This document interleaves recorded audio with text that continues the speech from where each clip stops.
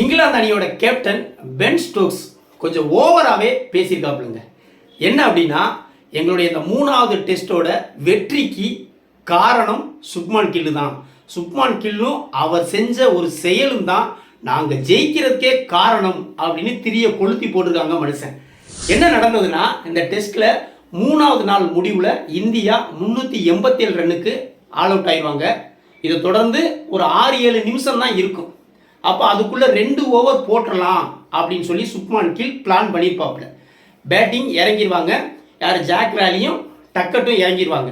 அப்போ பவுலர்களுக்கெல்லாம் instruction கொடுத்துருவாப்புல Shubman kill, ரொம்ப குயிக்காக போடுங்க, 2 ஓவர் வந்து போடணும், அதுக்குள்ளே எப்படியாவது விக்கெட் எடுக்கணும். ஏன்னா எப்போதுமே அந்த நாள் முடிகிறதுக்கு முந்தின ஓவரோ, லஞ்சுக்கு முந்தின ஓவரோ அல்லது பிரேக்குக்கு முந்தின ஓவரோ ரொம்ப அழுத்தமாக இருக்கும் பேட்ஸ்மேனுங்களுக்கு. அவங்க கொஞ்சம் சிரமப்படுவாங்க, ஏன்னா அதோட முடியுது, அதுக்கப்புறம் பார்த்துக்கலாங்கிற மனநிலையில் இருப்பாங்க. அதை சமாளித்து ஆடணும் அப்படின்னு நினைக்கிற நேரத்தில் விக்கெட்டை இழக்கிறதுக்கான வாய்ப்புகள் அதிகமாக இருக்குது. அதனால் ஃபஸ்ட்டு ஓவரை பும்ரா போட வந்தாப்புல. இந்த ஜாக் ராலி என்ன பண்ணாப்புல, ஃபஸ்ட்டு பாலை ஸ்டோக் பண்ணிவிட்டு 2வது பால் போட வரும்போது நிப்பாட்டி கையை காமிச்சு நிப்பாட்டி ஸ்க்ரீனில் ஏதோ தெரியுது அப்படின்னு சொல்லி அப்படியே வந்து டயத்தை வேஸ்ட் பண்ணுவாப்புல. அது மட்டும் இல்லை, அப்போவே வந்து சுப்மான் கில் கடுப்பாக மனுஷன். அதுக்கடுத்து என்ன பண்ணுவாப்புல, 4வது பால் க்ளவ்வில் படும். க்ளவ்வில் போட்டவுடனே கையை உதறிக்கிட்டு க்ளவ்வை தூக்கி வெளியே போட்டு அப்படி வந்து ஃபிசியோவை கூப்பிடுவாப்புல, நேரத்தை கடத்துறதுக்கு. ஃபிசியோ வருவான், அப்படியே வந்து டைம் பாஸ் பண்ணுறதுக்கு, நேரத்தை கடத்துறதுக்கான எல்லா வழிகளையும் இந்த ஜாக் ராலி செஞ்சாப்புல. இதனால் சுப்மான் கில் செம்ம டென்ஷன் ஆகி விறுவிறுன்னு வந்து ஜாக் ராலிகிட்ட கடுமையான வாக்குவாதம் பண்ணுவாப்புல. ஒரு கட்டத்தில் கோபமாக சில வார்த்தைகளை கூட விட்டாப்புல அப்படின்னு சொல்லி சொல்கிறாங்க. சுப்மான் கில் மட்டும் இல்லை, இந்திய பிளேயர்கள் எல்லாமே கூடிட்டாங்க. கூடி வந்து ஜாக் ராலியை வந்து கடுமையாக ஸ்லெட்ஜிங் கூட பண்ணாங்க அப்படின்னு சொல்லி சொல்லலாம். கடைசியாக 2 பால் ஆடி முடித்த பிறகும் எல்லாம் கை தட்டி நக்கல் பண்ணாங்க. யாரை? ஜாக் ராலியை. செம்மையான ட்ராமா போட்ட, வேற லெவல் ட்ராமா இது அப்படின்னு சொல்லி சிரிச்சுக்கிட்டே கைதட்டி அவரை வந்து நக்கல் பண்ணி அனுப்புவாங்க. இதை பூரா ட்ரெஸ்ஸிங் ரூமில் இருந்து பென் ஸ்டோக்ஸ் வந்து பார்த்துக்கிட்டு இருப்பாப்புல. அப்போ அந்த விஷயத்தை தான் இந்த பென் ஸ்டோக்ஸ் இங்கே சொல்லி காமிக்கிறான் மனுஷன். என்ன அப்படின்னா, இந்த மாதிரி வந்து 3வது நாள் முடிவில் சுப்மான் கில் வந்து எங்கள் பிளேயர்கிட்ட நடந்துக்கிட்டது ஒரு சரியில்லாத செயல். இது வந்து நாங்கள் பார்த்துக்கிட்டு இருக்கும்போது எங்கள் மனசில் ஒரு பெரிய பாதிப்பை உண்டு பண்ணுச்சு. அப்போ நாங்கள் முடிவெடுத்தோம், நிச்சயமாக இந்தியாவை வந்து தோற்கடிக்கணும் அப்படின்னு வந்து ஒரு ஒரு ஃபயர் வந்து எங்கள் மனசுக்குள்ளே வந்துச்சு. கண்டிப்பாக இந்த விஷயத்துக்காகவது, இவங்க இந்த இவ்வளவு தூரம் ஜாக் ராலியை பண்ணதுக்காகவாவது நம்ம கண்டிப்பாக ஜெயிக்கணும் அப்படின்னு உறுதி எடுத்தோம். அந்த ஃபயர் ஒவ்வொருத்தருடைய மனசில் இருந்துச்சு.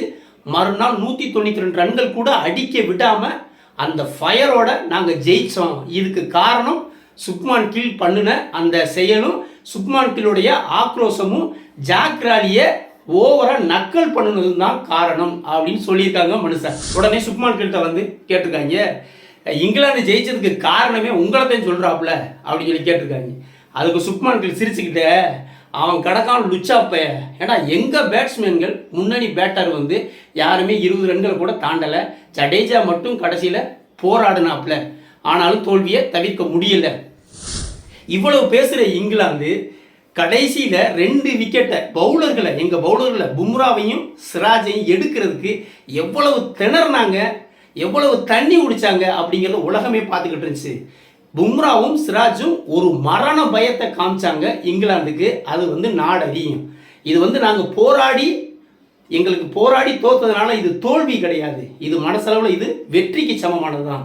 அதனால் இதுக்கான பதிலடியை, கம்பேக்கை நாங்கள் அடுத்த டெஸ்ட்டில் கண்டிப்பாக கொடுப்போம் அப்படின்னு சொல்லியிருக்காப்புல. ஆனாலும் இந்த விஷயம் கண்டிப்பாக சுப்மான் கில் மனசில் ஒரு சின்ன பாதிப்பை உண்டு பண்ணியிருக்குங்க. நான் என்ன நினைக்கிறேன் அப்படின்னா, இந்த பென் ஸ்டோக்ஸ் வந்து பர்பஸாகவே இதை பண்ணியிருப்பாப்புல. ஏன்னா மனசளவில் சுப்மான் கில்லை உலட்டணும். ஏன்னா கடந்த 2 டெஸ்ட்டில் சாலிடாக விளையாண்டு ரன்களை குவிச்சது, 3 செஞ்சுரி அடிச்சிருக்கான் மனுஷன். அப்படி இருக்கிற சுப்மான் கில்லோட மன உறுதியை குலைக்கணும் அப்படிங்கிறதுக்கான ஒரு ஐடியாவாக இருக்கும் தான் நான் நினைக்கிறேன். ஆனாலும் இதுக்கெல்லாம் அசர்ற ஆளாக நம்ம ஆட்கள் அடுத்த டெஸ்ட்டில் மிகப்பெரிய அளவில் பிரம்மாண்டமான ஒரு கம்பேக்கை கொடுப்பாங்க அப்படின்னு ரசிகர்கள் நம்புகிறாங்க, நானும் நம்புகிறேன். கண்டிப்பாக பதிலடி கொடுத்தே ஆகணுங்க, வேறு வழியே இல்லை. வீடியோ பிடிச்சிருந்தா லைக் கமெண்ட் பண்ணுங்கள், குறிப்பாக சப்ஸ்கிரைப் பண்ணுங்கள். மற்றும் ஒரு வீடியோவில் சந்திப்போம். நன்றி.